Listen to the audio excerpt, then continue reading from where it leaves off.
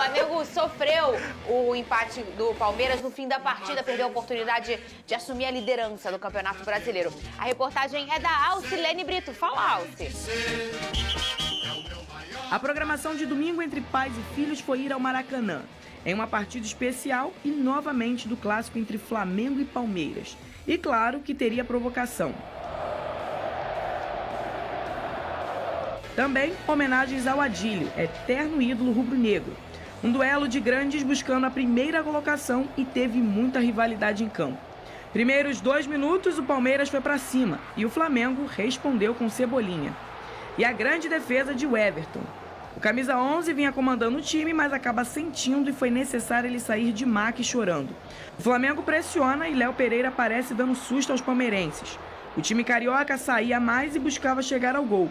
Palmeiras tinha poucas chances claras, mas numa cobrança de falta, Rossi consegue salvar e aí Flaco Lopes empurra para o fundo da rede. O lance vai para a revisão e o VAR anula vendo impedimento em Gustavo Gomes. O Verdão muda e ameaça com Maurício, logo em seguida com Flaco Lopes e depois com Lázaro. O rubro-negro tenta chegar com Wesley de longe e aí mais problemas no Fla. Choque entre Ayrton Lucas e Lázaro e o camisa 6 começa a sangrar e precisa ser substituído por Vinha. O Flamengo faz uma boa jogada e Gerson cruza para Arrascaeta abrir o placar e inflamar a torcida que já estava empurrando o time. A equipe administra, mas o Palmeiras ainda tem uma cartada. Fabinho cruza para Rony, que cabeceia, e Rossi salva, mas a bola sobe para Luigi fazer o primeiro gol dele como profissional. O lance vai para o VAR, que confirma o gol. O Flamengo ainda tenta correr atrás do prejuízo e tem Vinha, que joga no sacrifício após choque com Fabinho. Mais uma preocupação para o Fla. E fica com 1 a mais após a expulsão de Murilo, que já tinha tomado o cartão amarelo no primeiro tempo. O Arrascaeta ainda tem uma boa chance e a bola passa raspando. E o time buscou, mas não teve mais tempo para a virada. O Flamengo deixou escapar no finalzinho a vitória e a chance de assumir a liderança em jogo direto na briga pelo topo da tabela. Mas segue sem perder para o Palmeiras, jogando aqui no Maracanã desde 2018. Os atletas sabem que eu me orgulho do desempenho hoje e que o desempenho do jogo era de vitória e que eu sei avaliar e sei dizer isso para vocês também e assumir essa responsabilidade. O rubro-negro entra numa semana decisiva e irá encarar o Botafogo no próximo final de semana para tentar voltar a ficar em primeiro lugar. Boa tarde, você de casa, Vene Casagrande, Lucas Pedrosa. Eu tava me abanando no domingo, o negócio... Você ficou feliz, né, Fernandinha? Eu nem vi o jogo. Que loucura, feliz. Hein, Vene Casagrande? Quando saiu o gol do Verdão, eu pensei, Fernanda deve estar, ó, E posso assim, falar, eu ó. cheguei num nível com o Palmeiras de relacionamento... Eu lembro de você falando na sexta, vai ser empate, lembra disso? É, porque pra mim era o ideal, né? Claro. Eu cheguei no nível com o Palmeiras de relacionamento que eu não consigo mais... Sabe aquele time que você tá com tanto negócio que você não consegue nem mais nenhum momento torcer a favor? Quando eu levantei o braço no empate, eu disse, o que tá acontecendo, Fernanda? O que tá acontecendo Quarta com vocês você? se enfrentam, né? Vene Casagrande, o que aconteceu com o Flamengo? Vamos lá, antes de mais nada... Foi justo o empate?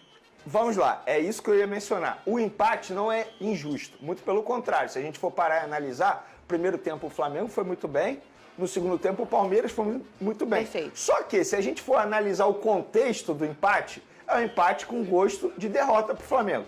Primeiro, o Flamengo entrou com força máxima. O Palmeiras não entrou com força máxima, pensando no jogo de quarta-feira contra o Botafogo pela Libertadores da América. Já parte desse princípio. O Flamengo estava vencendo por 1 a 0 até os instantes finais do segundo tempo. E aí o Flamengo vai e toma um gol totalmente bobo e novamente e bola aérea. Embora o Tite tenha dito na entrevista coletiva que não foi bola parada, beleza, não foi bola parada, mas foi uma jogada de bola aérea. E novamente o Flamengo sofrendo gol nesse quesito. É algo que o Flamengo precisa melhorar. Inclusive, a comissão técnica do Tite pediu a contratação de um profissional para trabalhar esse quesito e até o momento não surtiu efeito. Porque o Flamengo vem sofrendo bastante nessa parte defensiva. Então, no fim das contas, eu achei o empate com muito gosto de derrota. Porque o Flamengo deixou escapar uma vitória dentro de casa, diante de um Palmeiras que poupou A verdade é essa, embora seja um baita time, um baita elenco, mas o Palmeiras não entrou com força máxima, o Flamengo entrou com força máxima. O Flamengo fez um primeiro tempo muito bom, eu gostei do primeiro tempo, no segundo tempo caiu de rendimento e eu acho que o Tite errou novamente nas substituições, porque a partir do momento que ele faz as alterações que ele fez, ele chama o Palmeiras para o campo dele. E foi o que aconteceu. E o Palmeiras conseguiu um empate no finalzinho, repito, empate com gosto de derrota, porque o Flamengo poderia ter vencido o Palmeiras, que é um rival direto na briga pelo título do Campeonato Brasileiro. O Flamengo poderia ter assumido a liderança novamente com um jogo a menos em relação ao próprio Botafogo e poderia ter ficado mais distante ainda do Palmeiras, que eu repito, que é um rival direto na briga pelo título do Campeonato Brasileiro. Mas o pior foi não o empate, o pior foi o que aconteceu com o Vinha e com o Cebolinha, que provavelmente a gente vai falar sobre isso. A gente já vai falar sobre isso. Pedrosa, você concorda com o Vene em relação... eu achei uma diferença realmente também muito grande entre a performance do Flamengo no primeiro tempo e a performance do Flamengo no segundo tempo, o Lucas Pedrosa. Você também acha que as mexidas não foram as ideais? Concordo com o Vene, inclusive na leitura de jogo, onde o Flamengo foi no primeiro tempo a melhor equipe, foi a equipe que mais criou, inclusive segurando o Palmeiras. Palmeiras poucas finalizações no primeiro tempo, só que quando virou o segundo tempo, o Palmeiras já deu um trabalho pro Rossi, né, que fez 2 grandes defesas logo nos primeiros 10 minutos de jogo. Lamento muito a saída do Everton Cebolinha, que estava mostrando que estava querendo dentro da partida, estava criando também oportunidades, apesar de ter saído com 11 minutos. Foi um Flamengo que no segundo tempo, eu não sei se por minutagem, mas ele tira o Pedro e coloca o Gabigol. E isso, para mim, dentro de um jogo decisivo contra um adversário direto, foi um grande erro do Tite. Depois ele coloca o Alan, coloca o Léo Ortiz, dá um pouco mais de consistência ali no meio, mas a verdade é que o Palmeiras cresce no segundo tempo. E eu vou falar sobre a bola aérea, que é o seguinte: o Flamengo tomou 21 gols nesse Campeonato Brasileiro, 15 foram de bola aérea. Mais de 70% dos gols do Flamengo nesse Campeonato Brasileiro foram de bola aérea. E se a gente for colocar nos pratos limpos e pensando nas 2 últimas partidas, o Flamengo tomou um gol de bola aérea lá no Allianz Parque, que foi anulado milimetricamente, e o Flamengo tomou outro gol que é oriundo de bola aérea, novamente nesse Maracanã, oriundo também da bola aérea e que acabou sendo marcado o impedimento milimetricamente. Então, se o Flamengo tem algum tipo de problema nessa temporada grave, com certeza é essa bola aérea. Porque pelo chão, o adversário dificilmente chega. O adversário tem dificuldade de chegar pelo chão. Mas na bola aérea é um grave problema e aí o Tite vai ter que corrigir, porque hoje no futebol, bola aérea decide jogo. Eu até acho, repito, que o Flamengo foi superior ao Palmeiras, mas eu tô longe de achar que esse empate foi injusto. Se a gente tem 2 forças grandes do Palmeiras, primeiro que é a resiliência mental, né, a capacidade que o Palmeiras tem de dentro de uma partida reverter placar e tudo mais, pela capacidade mesmo emocional dessa equipe do Palmeiras, e outra força máxima é essa bola aérea, seja de uma bola parada ou no decorrer do jogo, uma bola no segundo pau. O Palmeiras tem muito desse jogo e talvez a maior fraqueza aí do Flamengo e foi o encontro. Ô, Vene, e ele que é Palmeiras desde a época do Mario Kart.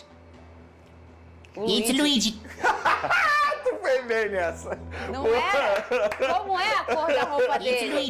Cadê o Luigi? O Luigi já é Palmeiras, ó. Há muito tempo. Foi muito bem nessa. Vene, tirar o clima de sorriso, porque além do empate amargo, acho que aí que é a tristeza mesmo. A gente fala num todo, né? Não só na questão esportiva. O Flamengo ainda tem que lidar com a lesão do Cebolinha e do Vinha. A gente vai ver o que o chefe do departamento médico do Flamengo falou. Na volta o Vene fala também. Cadê? Uma suspeita, né, de uma lesão do tendão de Aquiles, e exatamente por esse motivo que ele foi para o hospital fazer exame para a gente confirmar ou não essa hipótese.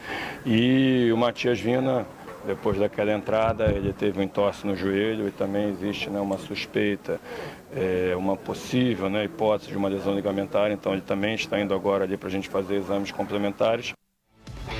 Vene, principalmente pelo Cebolinha, né?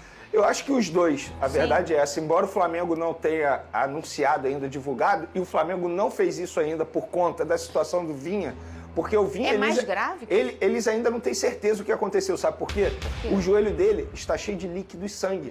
Então o departamento médico do Flamengo não consegue ter certeza ainda do que aconteceu. A única certeza até o momento é o menisco dele vai precisar passar por uma cirurgia. Eles estão esperando diminuir o líquido e o sangue para poder analisar o ligamento também. Ou seja, é algo extremamente grave.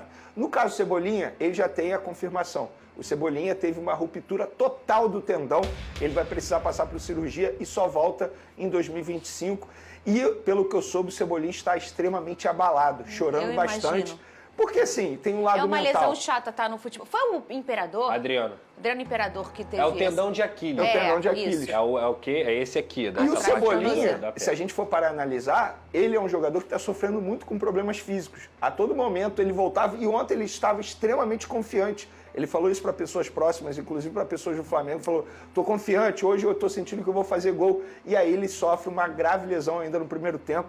Força ao Cebolinha, força ao ser humano Cebolinha, porque ele vai ter que ter muita resiliência nesse momento, porque de fato não é uma lesão simples, muito pelo contrário. Uma lesão extremamente grave, repito, vai passar por cirurgia, e no caso do Vinha também é difícil. Ele já teve uma lesão tão grave assim? Quem? O Vinha? Não, o Cebolinha. Não, o Cebolinha não é um jogador de ter muitas lesões, muito pelo contrário. Tanto é que recentemente eu falei isso aqui, Sim. que o Flamengo deveria estudar o que estava acontecendo com o atleta, porque não é normal um jogador como ele, que se cuida bastante, um cara extremamente preocupado com a parte física, não só dentro do clube, mas também fora do clube, está sofrendo tantas lesões. Fato é que o Cebolinha está fora da temporada. Para o próximo jogo, o Bruno Henrique suspenso. O Tite vai ter uma preocupação enorme. E o Flamengo vai ter que ir ao mercado em busca de contratação. Hoje, quem faz mais falta aí nessa diferença, eu acho que é o Cebolinha, não é, Pedrosa? Entre o Vinha e o Cebolinha? É, sem dúvida alguma. A gente citou aqui que ele era um dos nomes da temporada dessa era Tite, né? Sim, sem dúvida. Eu acho que o Everton Cebolinha é um jogador que estava bem acima, inclusive, dos seus próprios reservas, com todo respeito ao Bruno Henrique, até ao Luiz Araújo, que entrou e nem entrou mal no lado esquerdo. Mas eu acho que o Cebolinha é de uma prateleira que o Flamengo não tem nessa ponta esquerda. Então tem que ir ao mercado, sem dúvida. E o Vinha não. O Ayrton Lucas é um jogador que, pra mim, é de um nível parecido com o do Vinha. O Vinha é até um pouquinho melhor se você for botar em regras gerais. Mas o Ayrton Lucas não deixa muita coisa a desejar pro Vinha, não. Vene Casagrande tem negociação rolando pelo Wesley, é isso? Pela venda do Wesley, uma negociação, um valor que eu considero assim praticamente irrecusável. A Atalanta da Itália ofereceu 16 milhões de euros de maneira fixa e mais 4 milhões em bonificação, em metas assim bem fáceis de serem atingidas, como o número de jogos. A cada 20 jogos o Flamengo recebe uma bonificação. Até ontem o Flamengo tinha topado vender. Só que com a lesão desses jogadores o Flamengo vai ter que ir ao mercado. E agora, se vender o Wesley, tem que ir ao mercado para contratar lateral direito também. Ou seja, dificulta muito a vida da diretoria do Flamengo. Para esse momento da Libertadores já não consegue mais, né? Pois é. Fazer a inscrição. Foi até exatamente, para as oitavas de final, foi até o final de semana. Então, muita gente pode considerar uma decisão fácil, mas não é uma decisão fácil de tomar, não. Porque o Flamengo, teoricamente, não é um clube que precisa de dinheiro, fazer dinheiro, receita com venda de jogadores. O Flamengo é um clube que precisa se preocupar com ganho técnico em campo. Se você vende o Wesley, mesmo sendo um valor absurdo, você obrigatoriamente tem que ir ao mercado em busca de um jogador para reposição. Mas, dito isso, se você perguntar a minha opinião... Sua opinião, Vene Casagrande? Eu venderia porque eu acho que o Flamengo, o clube que é o Flamengo, deveria ter um scout já com vários jogadores mapeados para essa posição. Você vende esse jogador que, repito, é uma proposta, na minha opinião, irrecusável. 20 milhões de euros pelo lateral direito Wesley é muita grana. Eu acho que tem que vender na hora.